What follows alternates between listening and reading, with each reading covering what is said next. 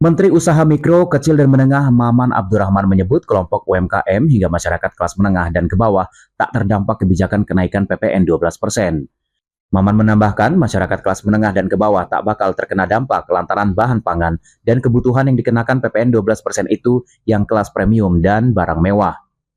Di sisi lain, Maman mengungkapkan pemerintah justru memberikan sejumlah insentif dana UMKM. Pertama, pemerintah akan memberikan PPh 0,5% bagi pelaku UMKM yang berpenghasilan di bawah 4,8 miliar rupiah per tahun. Lebih lanjut, Maman menyebut pemerintah tak kenakan PPh untuk pelaku UMKM yang berpenghasilan 500 juta rupiah. Dari Jakarta, Galuh Anggara, Berita Nasional TV. Penaikan PPN 12% ini adalah bagian dari sebuah proses panjang dari era COVID. Artinya pada saat era COVID, pemerintah dihadapkan dengan dua situasi, yaitu bagaimana mengamankan sektor ekonomi real masyarakat dengan mengamankan keuangan negara. Nah, salah satu kebijakan penaikan PPN 12% ini adalah bagian dari kompensasi dulu.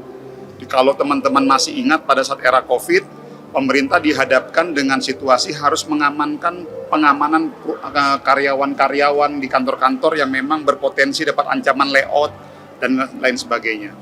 Konsekuensinya apa pada saat waktu itu? Pemerintah harus menurunkan pajak korporasi agar beban perusahaan-perusahaan di seluruh Indonesia di semua sektor tidak terlalu berat dengan adanya COVID-19.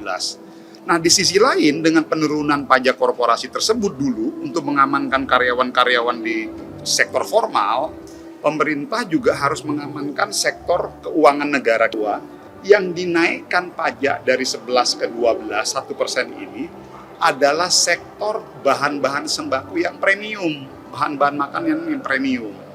Dari konteks UMKM dan juga masyarakat menengah ke bawah sama sekali tidak terkena dampak.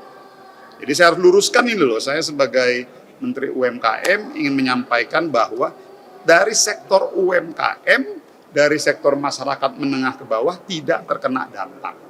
Yang dinaikkan pajak 11 ke 12 itu bagi makanan-makanan yang premium. Sebagai contoh, daging Wagyu. Apakah masyarakat kita seluruh Indonesia semuanya mengkonsumsi daging Wagyu?